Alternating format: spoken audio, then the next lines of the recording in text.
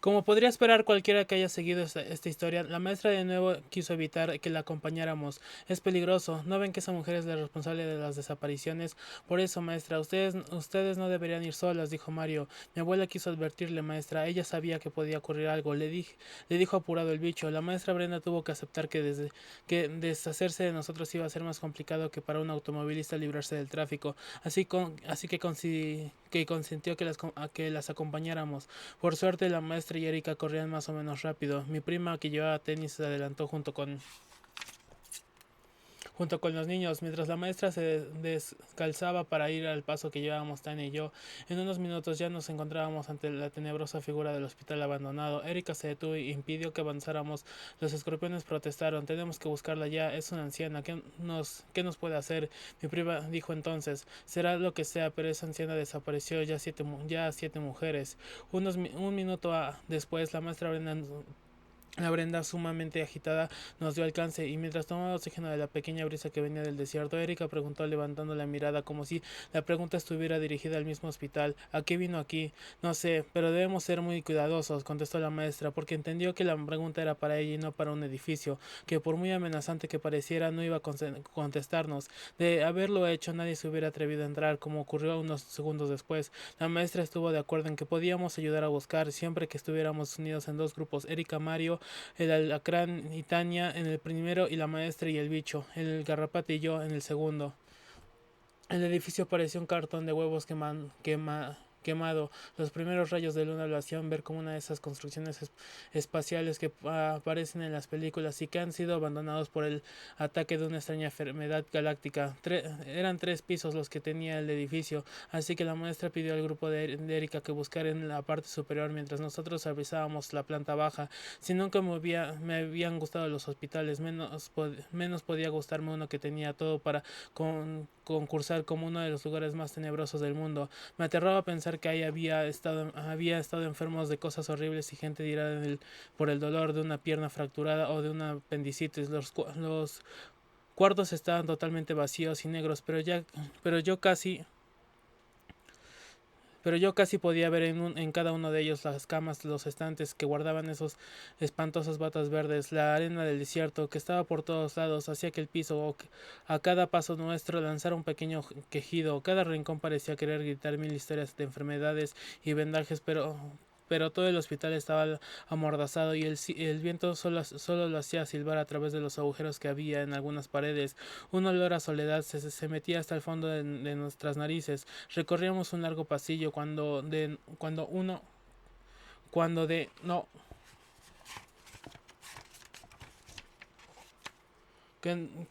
con cuidado de no hacer ruido. Cuando escuchamos la caída de un objeto que hizo tanto ruido que que tuve que taparme la boca para no dejar escapar un grito. En el sótano, dijo la maestra, ella fue la que nos condujo. Pero el bicho se adelantó y se colocó al final del corredor. Parece que es por aquí. Cuidado, Justino, no hagas ruido, dijo la profesora. Al final del pasillo vimos la entrada del sótano, un oscuro boquete en el que en algún momento debió haber existido una puerta, así como en el corredor debieron existir en algún tiempo atrás enfermeros y camillas rodantes. Antes de bajar los escalones, por puro instinto de supervivencia, todos tomamos un palo abandonado, una varilla, una piedra, cualquier cosa que pudiera servir como arma de defensora.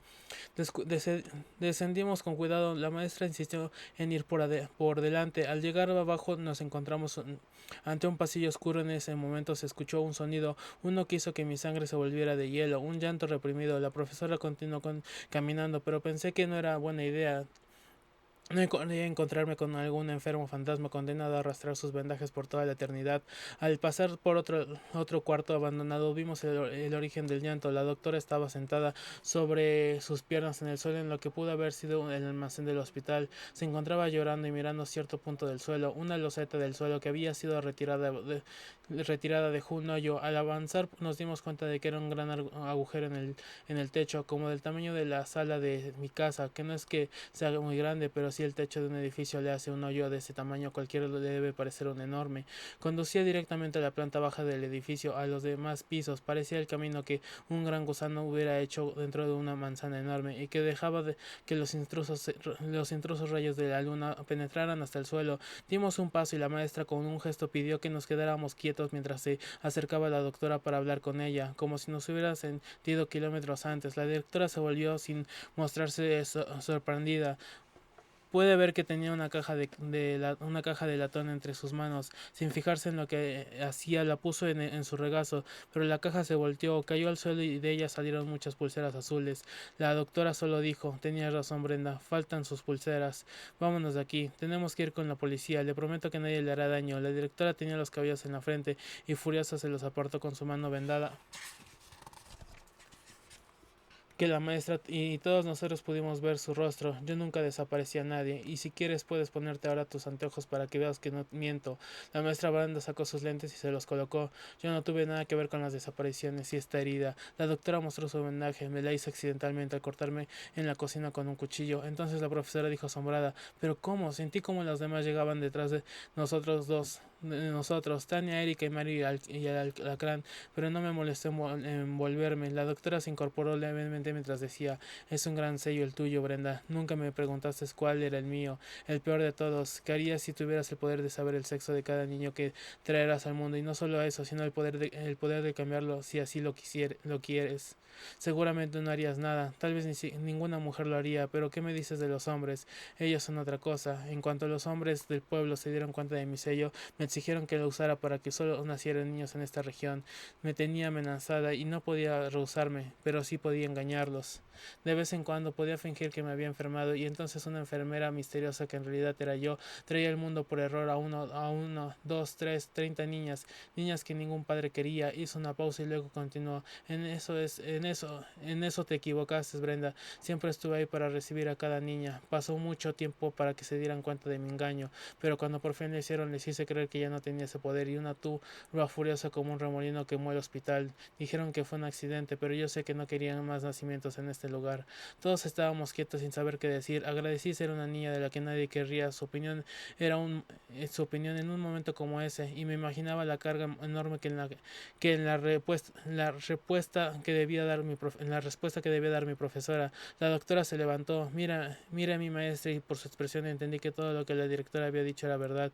Enterré en este edificio la única prueba que tenía de que las mujeres no pueden ser eliminadas, pero ahora ya no estoy tan segura. Ese odio por las mujeres en este lugar es algo increíble, más poderoso de lo que tú puedes creer, y parece que han vuelto. Sentí entonces un terrible calor. Miré a mi alrededor, pero no había nada que pudiera explicarlo. Entonces empezaron a arderme las mejillas, los brazos y las piernas. Tania me miró y dijo: Ivonne, ¿qué te pasa? Yo lo acababa de entender. Viene un viento, uno muy fuerte. Hay que salir de aquí, gritó Erika. La maestra y Mario se acercaron a la doctora para ayudarla a salir. El color de mi piel era el de un rojo oscuro, pero intenso, muy como nunca. Les grité: apúrense. La doctora quiso recoger las pulseras regadas en el suelo. Yo comencé a sudar por la fuerza del viento porque venía. Miré mi piel y me di cuenta de que estaba salpicada de gotas rojas como sangre. Un presentimiento espantoso me llegó y le grité a la maestra y a mi amigo: ya viene, y es terrible. Era muy tarde. Una tempestuosa corriente de aire entró en el hospital.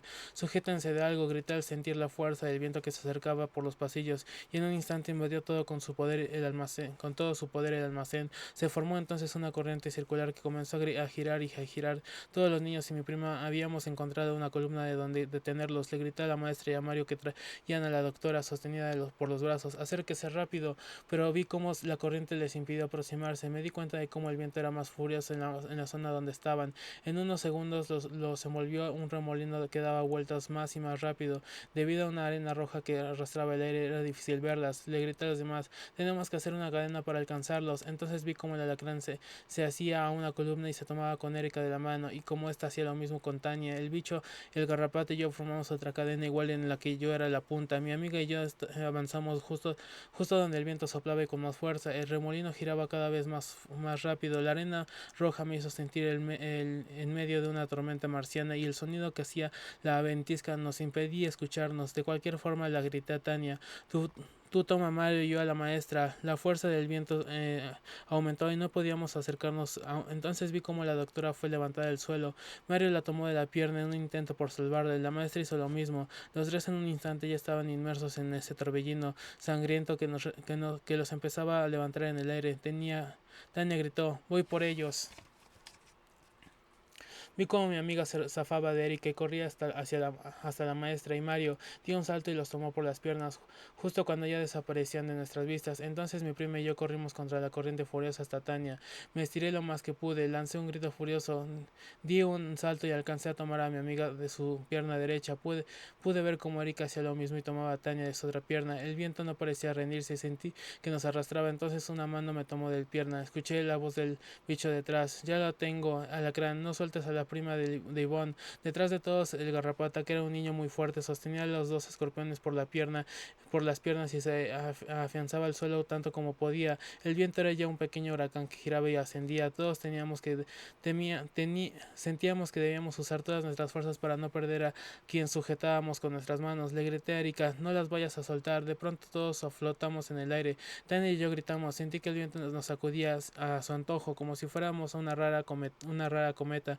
Dibujé la imagen de mi cabeza y casi pude ver al garrapata como un extraño esquiador que se sostenía de dos cuerdas humanas. Miré hacia arriba y entró el torbellino rojo. Pude ver cómo el viento arrancaba de las manos de la maestra a la doctora, que ascendía y ascendía. Me pareció ver entre esa tempestad de arena que una figura negra la cubría y la desaparecía para siempre. Escuché gritar a Tania: «No puedo más, voy a soltar a uno». Erika la animó: «Aguanta, tú puedes». Sentí que mi prima y yo nos separábamos.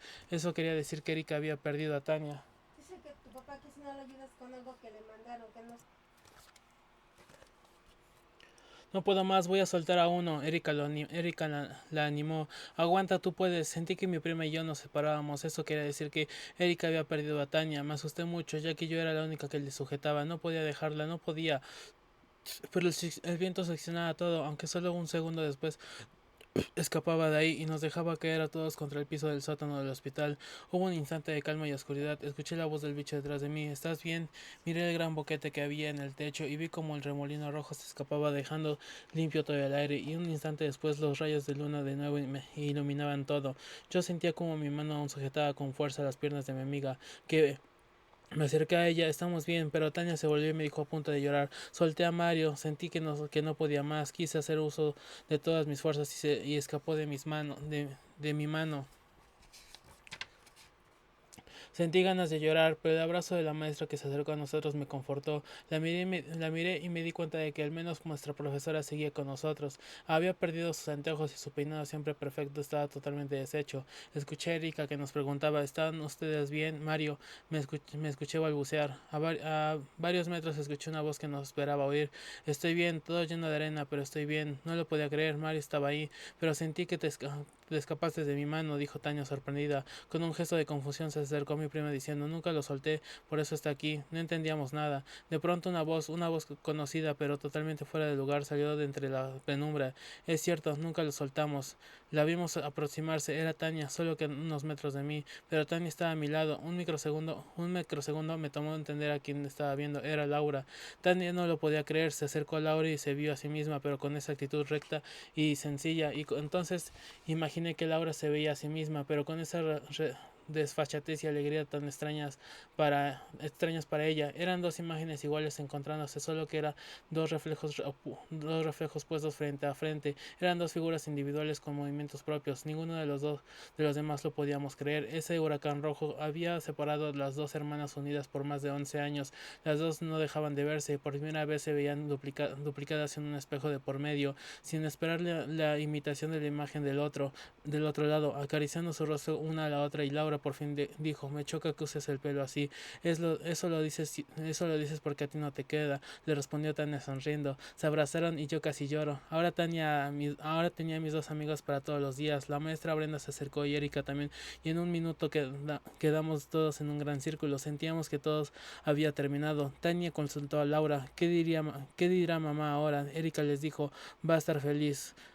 Claro que no todo es maravilloso. Ese furioso viento se había llevado a la doctora Gardel, quizás para siempre.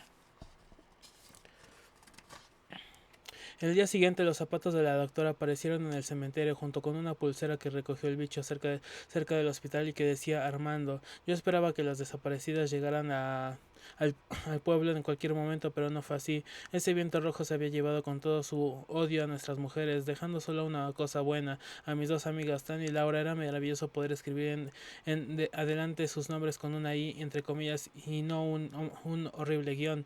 El torbellino, el torbellino se había llevado a una doctora y a las niñas que ayudó a nacer. Supuso que estaría satisfecho, sobre todo cuando esa noche no hubo color cereza en mis mejillas y ninguna desaparición. Sin embargo, las mujeres del pueblo estaban inconformes. Había que encontrar a las mujeres perdidas, estuvieran vivas o no. 3 noches después de la desaparición de la doctora, llegó mamá a casa diciendo que lo único sensato que podíamos hacer era mudarnos de ahí, ya que no tenía caso lidiar con un grupo de hombres a los que les parecía poca cosa la desaparición de 8 mujeres. Dijo después algo a lo que en ese momento no le di importancia. También desapareció José, la abuela de tu compañero de clase, Justino. Nunca te platiqué quién era, pero ella me cuidaba cuando chica. Era como mi hermana mayor. Todas mis amigas desaparecieron y no quiero estar aquí para verlo. Yo no estaba de acuerdo a irme de ahí con esa prisa, ahora que tenía a Laura y a Tania. Además de que los escorpiones ya eran nuestros amigos, pero estaba equivocada. Mamá decidió que esa misma tarde hablaría con sus jefes, renunciaría a su trabajo y nos marcharíamos de ahí. Me dijo que regresaría por la noche. Entonces le hice a prometer que no tomaría el camión de la ruta 23 y además le pregunté si sus papás querían una niña cuando nació. Ella contestó, claro que sí, ellos eran felices con lo que fuera. Si tú hubieras sido un niño, también te hubiera querido igual. No tienes de qué preocupar. No tienes de qué preocuparte, mamá. Las mujeres que desaparecen son las que no querían sus padres que fueran mujeres. No tenemos que irnos de aquí. Tal vez tenga razón, pero no es eso. Sí, sino que no puedo estar a gusto en un lugar donde nos ignoran. ¿Qué tal que un día tú te pierdes? No soportaría que a nadie le importara. Esa tarde lloré un buen rato. Por fin me había acostumbrado al desierto y al pueblo, y ahora tendría que irme. Mis amigos me habían dicho que si mi mamá decidía que no fuéramos, ellos me escribirán y que no nos alejaríamos para siempre. Y justo en esa noche ocurrió lo que nunca pensé que podía suceder. Mientras estaba a la llegada de mi madre, la piel me volvió a cambiar, solo que ahora sentía que me quemaba de un modo terrible. Si mi piel hubiera sido un traje, me lo hubiera quitado en ese momento. Corrí al espejo y vi mi rostro, estaba más rojo que el color que puede pintar unos plumones o el sarampión. Mi corazón latió con fuerza. Entonces una voz vino a mi cabeza, hija, no me busques. Con, Convence a tu prima y váyanse de ahí, te quiero. Recordé eso que había dicho mamá, era como mi hermana mayor, y lo que la abuela de Justino había comentado, es casi una hermana para mí, y finalmente conecté las frases. Jamás me di cuenta de que José era Bernarda Josefina. No era la maestra a quien la abuela del bicho quiso advertir, sino a mi madre. Una lágrima apareció en mis ojos justo cuando una ráfaga de viento amenazaba con romper el vidrio de mi ventana. Corrí como nunca en al viejo hospital. El camisón de la pijama me estorbaba, pero no había siquiera pensado en cambiarme. Apenas si me había puesto mis tenis. No podía dejar que el viento se llevara a mi mamá. Llegué a la parada del camión y no vi nada, tan solo ese lugar desolado que únicamente el viento visitaba. Entré al hospital y llamé a mamá gritando de todas direcciones. No obtuve contestación. Lastimé mi garganta de tanto clamar por una respuesta. Me senté justo en clama por una respuesta. Me senté justo en la entrada de la horrible construcción. No podía pensar. El llanto no me dejaba y una pregunta recurrente me penetraba hasta los dientes, casi con cada respiración que daba. ¿Por qué? ¿Por qué? No era lógico, mamá era una niña deseada, ¿por qué tenía que desaparecer? ¿Terminaría esto algún día? Sentada en el suelo manchado de arena, estiré mi camisón para cubrirme bien las piernas que ya empezaba a palidecer por una leve brisa del este. Casi sentí odio por esa corriente de aire y por todos los vientos del mundo. Escondí mi, Escondí mi rostro entre mis brazos y lloré otra vez. Creo que lo hice hasta que todas mis lágrimas se agotaron. Entonces el sueño me venció. Me vi caminando a la parada del camión justo unas horas después del ocaso, antes que soplara el viento del norte. Me coloqué ahí, mirando el desierto con los brazos extendidos. Sentí como la piel se me encendía y tomaba el mismo color que mis labios, el color de una costra seca. Entonces un viento con sangre y arena, con odio y silencio, me llevó de ahí. Primero me levantaba y luego me hacía girar y girar hasta para después perderme en su estruendoso grito. Entonces Entonces escuchaba una voz que me decía: no tengas miedo, hija, ahora nos veremos. En ese momento creí escuchar la voz de mi madre. Me desperté y después el origen de esa voz, pero no vi nada. Después oí un extraño sonido. Venía de la parada del camión. Era un rechinido metálico que se acercaba por la terracería, acompañado del golpeteo de metales. Las nubes habían ocultado la luna y no me permitían ver qué era. Me limpié el rostro y me puse de pie para esconderme del interior del hospital.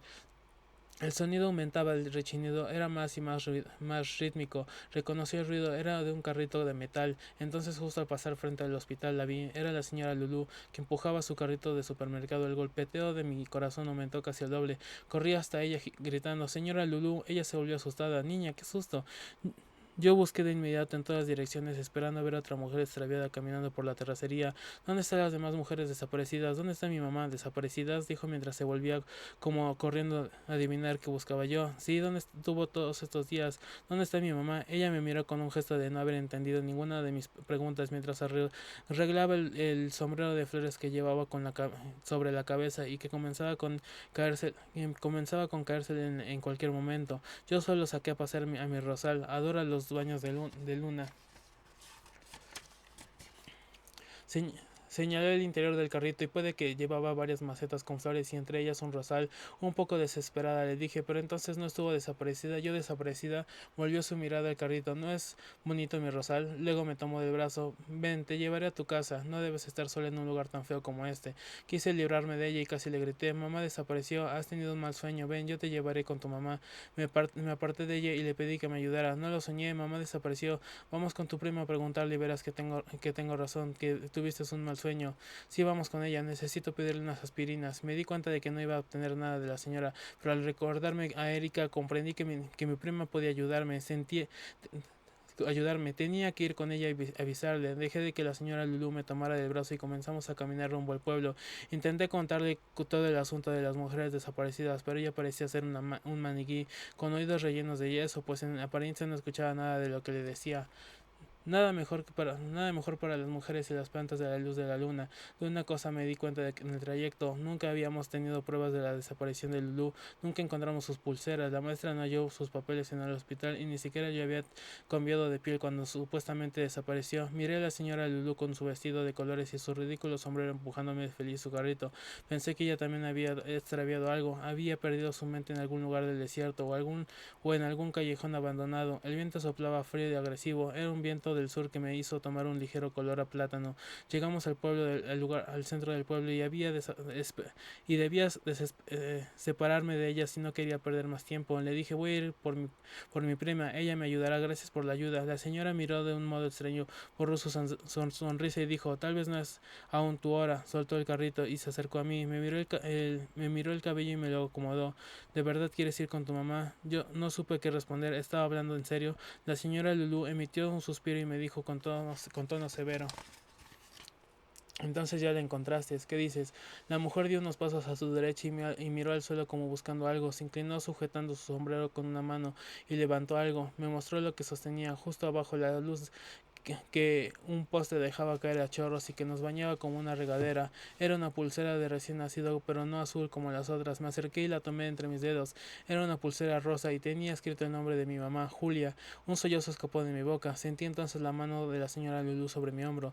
Tú le dijiste a tu mamá que tomara el otro autobús, ¿no? Me aparté un tanto temerosa y con la expresión de mi rostro y con el paso de mi que di alejándome de ella, debía haber manifestado con claridad cómo supo. Ella solo dijo: todo lo que necesitas es querer ir a donde está ella. Todos ustedes lo que deseaban era que ella regresara, ¿no? Pero no se les ocurrió nunca desear ir hasta ellas. Miré la pulsera sin entender aún esas palabras. Al volver el rostro para preguntar exactamente a qué se refería, la mujer se había esfumado, tal y como se desvaneció un sueño. Me volví buscando y la llamé asustada. Entonces, como nunca deseé llegar hasta donde estaba mi madre. Sentí otra vez ese mismo ardor que me había invadido en mi casa hacía 1 o 2 horas. La piel empezó a tener un color rojo profundo, como debían ser las aguas del Mar Rojo. Me miré a un brazo y luego el otro y casi podría jurar que los vi pulsando, como si mi corazón estuviera como si mi corazón estuviera disperso por todo mi cuerpo. Entonces lo escuché llegar. El viento me tomó con rudeza. En unos segundos ya estaba flotando en el aire y me sentí como en un juego de feria, de esos que te hacen dar vueltas, te colocan de cabeza y al final te hacen vomitar. Solo que esta vez me encontraba muy asustada como para preocuparme por eso. Me esforzaba por ver en dónde me llevaba ese viento, pero el polvo rojo que parecía compuesto de millones de mosquitos colorados me impedía ver más allá de mis manos. Manoteaba como queriendo aferrarme a algo, pero lo único que podía apretar con fuerza era la pulsera de mi mamá en mi puño. Sentí que estaba girando alrededor del torbellino que me hacía brincar bruscamente como si estuviera de pronto montando en uno de esos toros mecánicos. Una corriente me hizo dar una pirueta en el aire y una fuerte ventisca entró entre mis pies y mis tenis. Casi podría decir que sentí como una mano invisible me quitaba los zapatos, llevándoselos lejos de mí. Entonces por un segundo el panorama se aclaró por entre la arena roja. Pude ver el desierto muchos metros abajo de mí. Sentí como el remolino descendía sobre el desolado llano y tuve la impresión de ver la zanja donde habíamos encontrado el cementerio de zapatos. Aquella licuadora por fin dejó de girar y formó un túnel con una corriente en el aire en el centro. Comencé a descender como si estuviera en medio de una resbaladilla gigante, cada vez más rápido, sin esperármelo, vi frente a mí un gran agujero negro y apenas tuve tiempo de reconocerlo. No era la entrada de otra dimensión ni el más allá, era el tubo de desagüe donde mis amigos y yo nos habíamos ocultado anteriormente. El viento me puso boca abajo y yo caí con los brazos por delante en el mejor estilo de los superhéroes. No podía ver nada, tuve la impresión de haber recorrido muchos metros de oscuridad. Entonces en un punto de luz apareció frente a mí un punto que se convirtió en un pequeño círculo que luego fue un disco de luz del tamaño de una puerta y de pronto una gran resplandor me hizo entrecerrar los ojos. Sentí como caía en el suelo con delicadeza. Por fin toqué tierra y Casi tuve ganas de besarla, como hacían aquellos navegantes que iban a descubrir nuevos mundos, y así como había aparecido aquel viento rojo en un segundo, escapó por el túnel que habíamos recorrido juntos. Se escuchó una gran succión, como la que hace el desagüe del lavabo cuando dejas ir ese último tanto de agua. Sentí que por fin podía respirar libremente, pero al hacer esa primera inhalación, un mareo me invadió. Apenas pude evitar caer violentamente y que mi cabeza diera contra el suelo. Cuando desperté, una luz blanca iluminó mi rostro. Recordé mi viaje y apenas estoy muerta. Sentí el frío en mis pies desnudos y me dije, así se sentirá ser cadáver. Pero de pronto un mosquillo en mi pie, un cosquillo en mi pie derecho me hizo apartar la pierna. Me sentí y vi como un perro salchicha lamía mi otro pie. Me levanté de inmediato. Tenía la pulsera en mi mano y por reflejo la guardé en un bolsillo de mi pijama. Por primera vez el sitio donde estaba y lo único que supe en ese momento es que nada de aquello podía tener que ver con el paraíso, el limbo u otro sitio de ultratumba. Estaba en una especie de cueva y casi podría decir que mis dos ojos no fueron suficientes para todo lo que alcancé a ver gracias a los focos que salían del techo y las más de 10 lámparas que estaban dispersas por todo el lugar. Había muebles viejos por todos lados, entre ellos varios sillones y dos sofás, y sobre muchas mesitas y cómodas estaban dispersas una enorme cantidad de objetos que pensé que serían valiosísimos tesoros, pero al fijarme bien me di cuenta de que esa debía ser la guarida de un coleccionista de toda cosa inútil que existía en el mundo. Había revistas viejas por montones, botellas de refrescos, esqueletos de bicicletas, dos lavabos viejos, una, una extraña escultura de un caballo sin una pata y hasta un letrero de parada de camión. Vi con sorpresa que sobre cada una de las muchas alfombras que cubrían el suelo arenoso descansaba un perro. Un pastor alemán comenzó a ladrarme amigablemente y un collie se me acercó para que lo acariciara. Pude ver entonces un carrito del supermercado con muchas flores en su interior. Estaba situado justo debajo de un boquete en el techo. Este parecía dar al exterior, pues un gran cono de luz del sol penetraba hasta al carrito y bañaba las plantas. Me acerqué a ellas y casi me dieron ganas de acariciarlas. Había visto flores del desierto de esas que tenían fama de ser muy raras. Recordé los pétalos que vi en el cementerio. Entonces escuché una voz detrás de mí. Son hermosas, ¿no? Era la señora Lulu que había surgido no sé de dónde con su vestimenta estrafalaria y ese sombrero que parecía jardín. Me quedé sin saber qué decir o qué músculo del cuerpo mover. Ella se acercó a mí y viendo mis pies me dijo, perdona lo de los zapatos, pero yo tengo que esa costumbre oriental. Cuando vas a entrar a otro mundo es una señal de respeto quitarte los zapatos. No es cortés manchar con el polvo de fuera el lugar que se visita. ¿Sabías que en muchos lugares de Oriente la gente solo se quita los zapatos cuando entra a las casas de sus vecinos, sino que hasta las mujeres al dar a luz nunca lo hacen con los pies cubiertos? Por un momento pensé en salir corriendo de ahí pero ¿a dónde podía ir? Además debía preguntarle muchas cosas, aunque no se me ocurrió por dónde empezar. Tal vez lo primero era preguntar quién era ella, pero no era esa una pregunta un poco tonta. Eso pensaba cuando viéndome por encima de sus anteojos me preguntó, a ver, te voy a ayudar. Lo primero que tú quieres saber es quién soy yo, ¿no? Cuando alguien lee tus pensamientos no te queda otra que sonreír como tonta y afirmar con la cabeza. Me llaman de muchas formas, pero yo prefiero Mistral. Soy para que puedas entenderlo, un espíritu del viento del norte. Creí que me estaba tomando el pelo y hasta las pestañas, pero el torbellino que me había traído hasta este lugar nunca había sido tan real que no podía sino creer lo que fuera. Así hubiera dicho que era la madre naturaleza o el demonio de las horas perdidas le habría creído. No te apures, nunca nadie dice encantado o mucho gusto. Cuando un espíritu de la naturaleza tiene el atrevimiento de presentársele. Por eso tomamos estas formas. Claro que debo decirle que eso de parecer siempre un vagabundo loco no me hace muy feliz, pero es una regla que no podemos romper. Tenemos prohibido parecer ricos, inteligentes o poderosos. Así que ya lo sabes, la próxima vez que veas a un hombre vestido de payaso y recogiendo basura de un lote baldío, piensa tal vez está viviendo el mismísimo espíritu del trueno. Me, me quedé aún más muda, por lo que Lulú, mi astral o el espíritu me dijo, sigue sin poder hablar, está bien, te contestaré tu siguiente duda, que sin lugar a dudas es, ¿dónde está mi mamá? Tú me dijiste que la encontraría. ¿Está bien? Pues déjame responderte, sí, aquí está. Y sí, está muy bien. Mientras se sentó en uno de los sofás, mientras varios perros falderos la rodeaban. ¿Qué te parece mi pequeño hogar? ¿No es lindo? Todos los espíritus de los vientos tendemos a coleccionar cosas. Mira, se puso de pie y me mostró dos de sus revistas. Estas me las llevo cuando estoy pensando en los rincones de las ciudades y se me antoja leer un poco. Se acercó un sillón sobre el que estaba descansando mucha ropa. Estos vestidos tan bonitos los he arrastrado de algunos tendederos. Ah, pero estos, señaló su sofá más grande y la escultura del caballo. Me los traje una vez que andaba un poco enojada y con los ánimos huracanados. Yo estaba tan confundida que lo primero que salió de mi boca fue una pregunta de lo más tonta. ¿Y los perros y las flores? Bravo, no estás muda después de todo, repuso mientras volvía a su gran sofá. Mira, todos los espíritus de la naturaleza nos gusta rodearnos de animales y plantas. Claro que tengo que decirte que el espíritu de la lluvia no soporta a los gatos. Con un gesto que me invitó a sentarme. Pero siéntate, mi pequeña. Yo me sentí muy nerviosa y decidí quedarme de pie.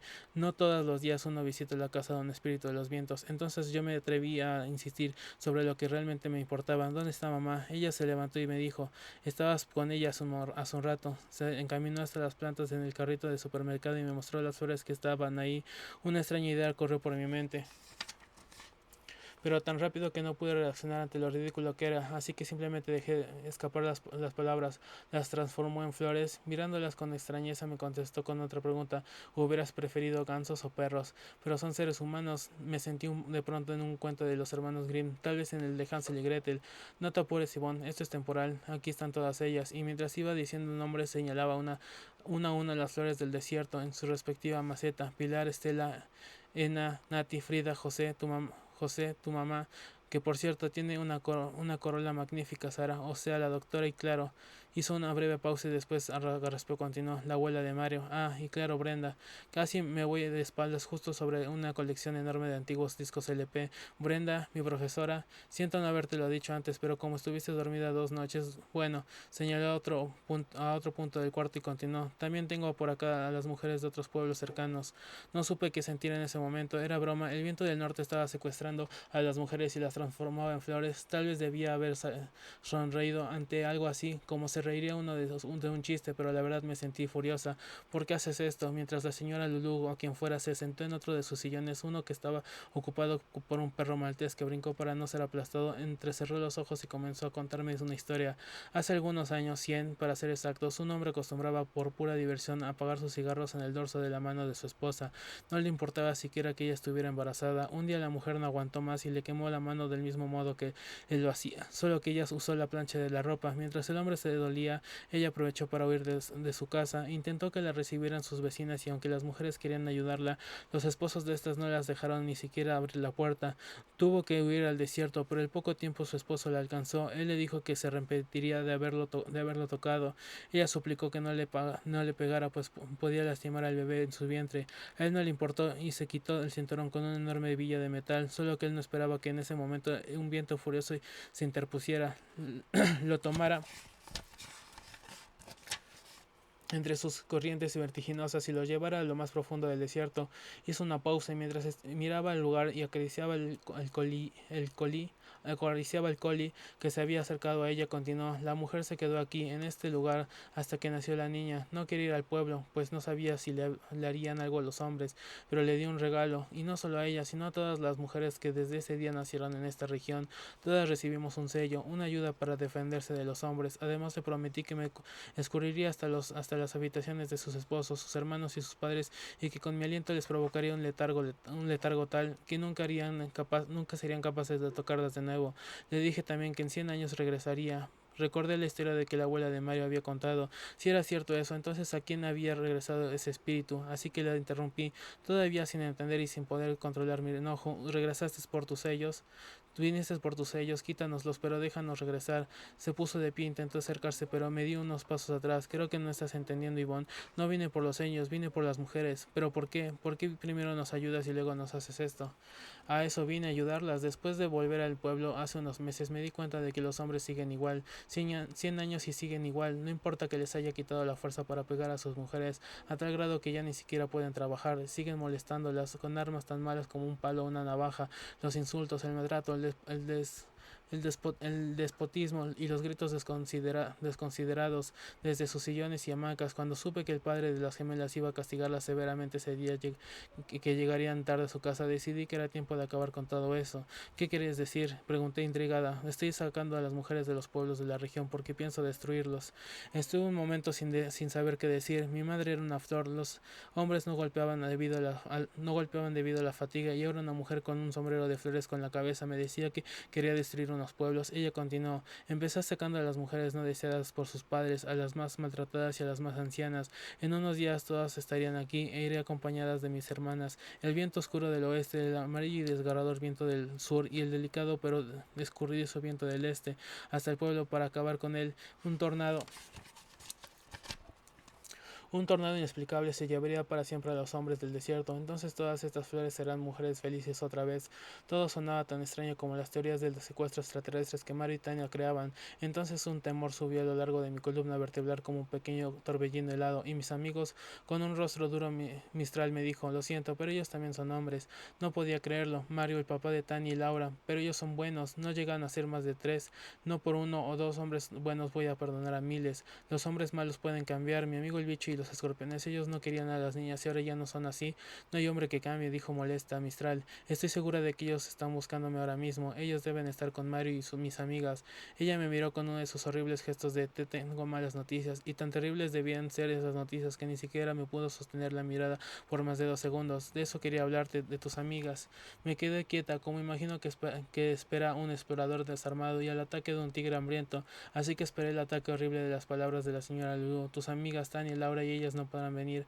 Para que puedan venir deben tener un sello, y ellas lo perdieron. Cometieron la tontería de salvar a un hombre. Eso les hizo perder el regalo que les hice para combatir a los del sexo masculino, no para ayudarlos. En ese momento no lo pude creer. También pretendía destruir a mis amigas por salvar a Mario. Grité indignada: ¿cómo puedes castigarlas por hacer algo bueno? Pero ella no pareció escucharme.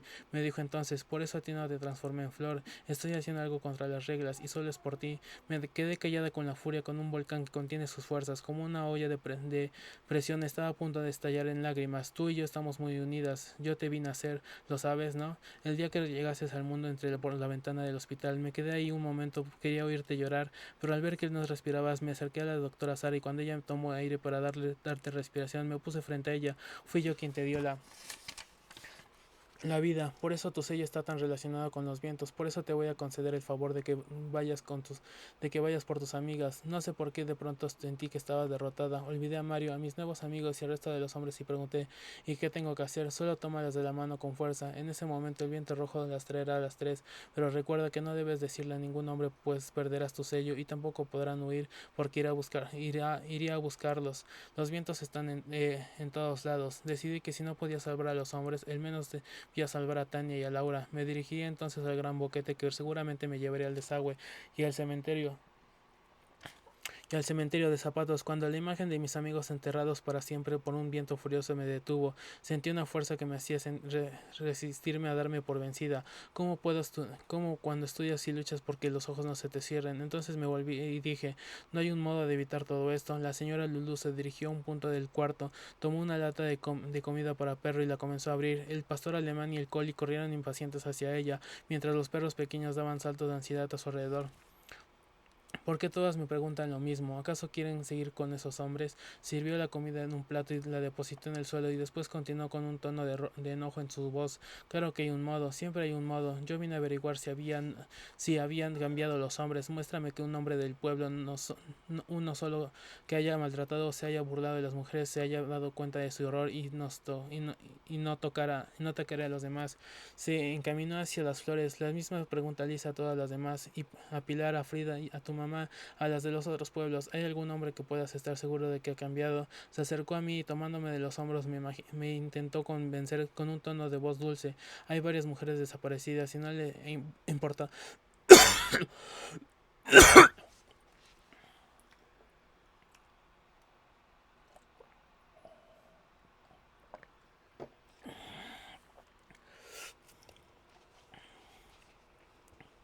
Hay varias mujeres desaparecidas y no le importaba ningún hombre. ¿Qué mejor prueba hay que esa?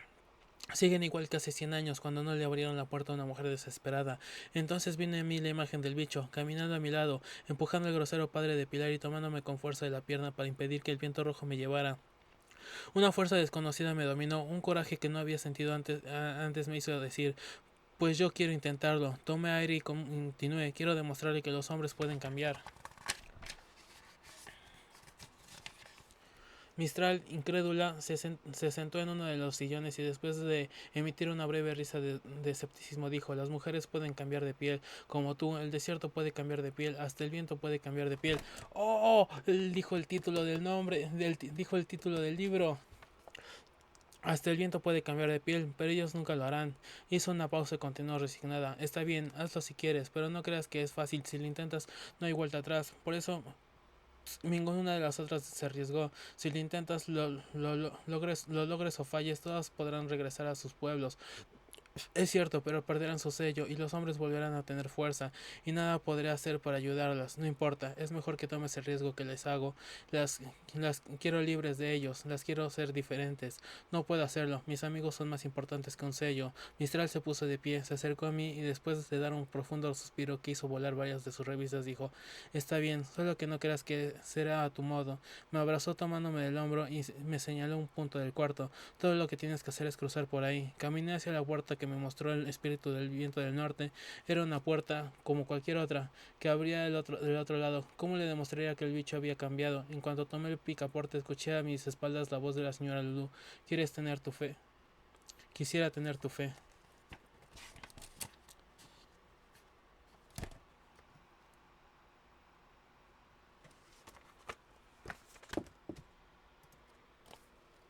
Un pedazo de papel había caído de la chamarra del bicho justo cuando pasaba junto a mí. Lo tomé por reflejo y lo abrí por pura curiosidad. Era el dibujo de la doctora que en ese momento nos había ido a cuidar, pues la maestra Brenda había ido a un curso para profesores de zona. El dibujo mostraba a la directora como una momia con escoba y verrugas y decía la ginecóloga. por Ivonne Villarreal. En ese momento escuché la voz de ella. A ver, tu niña, dame ese papel. Temblé como nunca lo había hecho. En ese momento fue cuando lo recordé todo y me di cuenta de lo que había pasado. El espíritu del viento del norte me había mandado, no precisamente el mejor momento de mi vida. Me había mandado atrás en el tiempo, justo en el instante en el que Bicho se había convertido en mi peor enemigo. Descendí con miedo la hoja de la directora. En ese momento que se colocó los lentes para revisarla, yo recordaba perfectamente lo que había pasado ese día y tal cual así ocurrió de nuevo. Ella experimentó cambios de piel peores a los míos. Empezó con un rojo rabia, un rojo rabia hasta llegar a un color verde furia, 10 grados en la escala del enojo. ¿Hiciste tú esto? No, directora, no fui yo. ¿Cómo quieres que te crea, niña mentirosa? Está tu nombre en la hoja. Le juro que no. El papel se le cayó a Justino. Estaba perdida. Me sentía en una trampa, como iba a probar que el bicho era capaz de cambiar en un momento como ese, cuando todavía era un niño odioso. La recordaba bien. La doctora levantaba la mirada y le preguntaba a Juju si él había hecho el dibujo. Él lo negaba y yo recibí una suspensión de 2 días y 1 millón de nalgadas en mi casa. Solo que ahora no ocurrió así. En cuanto la directora hizo la pregunta, pasó lo más extraño de todo lo que he narrado. Justino se puso de pie, me miró de un modo extraño, del mismo modo en el que me vio cuando rescatamos a la maestra y a mi prima. Entonces confesó: es cierto, señorita directora, ese papel es mío. Al final de clases yo quería averiguar qué había pasado. Vi cómo se acercaba Laura Taña, la misma que había visto toda mi vida. La vi acercarse a toda carrera, con su cabello suelto, y pude reconocer entonces a Tania, que me consultó. ¿Vistes? ¿Qué bicho le habrá picado al bicho? ¿Por qué diría la verdad? En ese momento Mario se acercó a nosotras y dijo: no fue más raro que ver un dragón motociclista. Lo van a expulsar por toda la semana, seguro. Yo apenas organizaba mis pensamientos, que era todo lo que recordaba sobre las mujeres desaparecidas. ¿Había ocurrido en realidad? Entonces Tania preguntó: ¿quieres que le siga contando mi sueño o qué? Se parece muchísimo al mío, dijo Mario. ¿No será que tengo ya un sello como ustedes? ¿Qué sueño? Preguntó muy intrigada. ¿Cómo cuál? Tú también lo tuviste, el de las desapariciones de mujeres, exclamó emocionado mi amigo. Mario soñó igual que tú lo de la señora Frida, y Laura soñó de las pulseras. ¿No recuerdas? Me dijo extrañada Tania.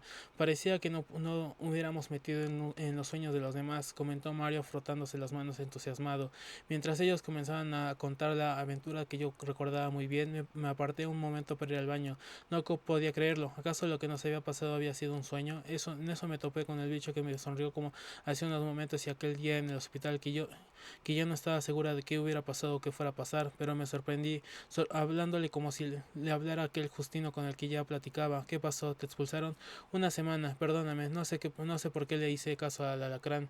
Nos quedamos quietos mirándonos incómodos, extrañados. Entonces le pregunté: ¿por qué dijiste la verdad? Espero que no te burles, pero tuve un sueño muy raro. Soñé que éramos amigos. Una suave brisa me hizo ruborizar. Tenía todo claro en la cabeza, que no podía creer que hubiera sido un sueño, pero al ver a todas las mujeres desaparecidas caminando por las calles del pueblo, hizo que no me importara si realmente todo había sido irreal. Y en la noche abrazar a mamá fue la mejor sensación. ¿Qué te pasa? Parece que no me hubieras visto en días. Pero esa noche un tremendo viento que no dejó de salir a nadie de su casa arrasó el pueblo. Se metió por las ventanas de todas las habitaciones y azotó muchas puertas. Mi piel permaneció roja toda la noche y yo tuve mucho miedo, temiendo que el espíritu del viento del norte destruyera el pueblo en cualquier momento, o que se llevara a otra mujer al desierto.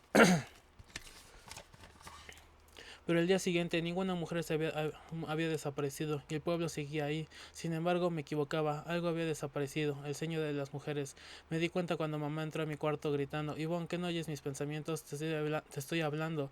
En cuanto me quité la pijama con rapidez, algo cayó de ella. Era la pulsera roja que había sido de mi mamá. Ella se acercó a tomarlo y me dijo sorprendida: ¿de dónde sacaste esto?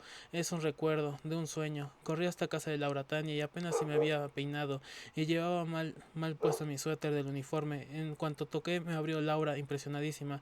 No podrás creer lo que pasó anoche mientras dormía. Un viento entró al cuarto y lo sé, dije mientras veía a Tania correr hasta la puerta. Ese día comenzaron a darse muchos cambios y la gente no entendía por qué, no entendía qué podía haber pasado. Las mujeres perdieron su sello y los hombres de repente dejaron de estar fatigados. Sería mentira decir que todos los hombres se fueron a trabajar felices, pero algunos se lo hicieron. La pérdida del sello había hecho que muchas mujeres ganaran una extraña fuerza. una extraña fuerza nueva, una como la que me hizo retar al espíritu del viento. Las gemelas se dieron cuenta de que eran mayores de edad y decidieron que podían rentar un departamento para ellas solas, mientras que Pilar dejó a su padre con todos sus trastes sucios y decidió poner una tortillería más en otro pueblo. Unos días después la gente notó algo. La señora Lulú y su carrito habían desaparecido, pero yo no me preocupé, porque a pesar de las advertencias del espíritu, yo aún seguía presintiendo cuando el viento del norte se aproximaba. Sentía que mis mejillas se enrojecían, aunque no mucho. Le pregunté a Tania y a Laura cómo terminaban su sueño de las desapariciones, y una de ellas, la verdad es que ya comenzaba a confundirlas. Me dijo: tú desaparecías y escribíamos una carta al presidente pidiendo que te buscara a ti y a las demás, pero ya no supe qué pasaba después, porque en ese instante me desperté. En ese momento deseé que nunca más, ni siquiera en un sueño, volviera yo a saber que aquí o en algún lugar del mundo las mujeres sufrían o desaparecían, dejando solas sus zapatos en una zanja del desierto. Pero entendí que esto solo era posible si entendíamos lo que el espíritu me había dicho. Todos podemos cambiar de piel, el desierto, los animales, las plantas, hasta los hombres y las mujeres, y sin ayuda del viento.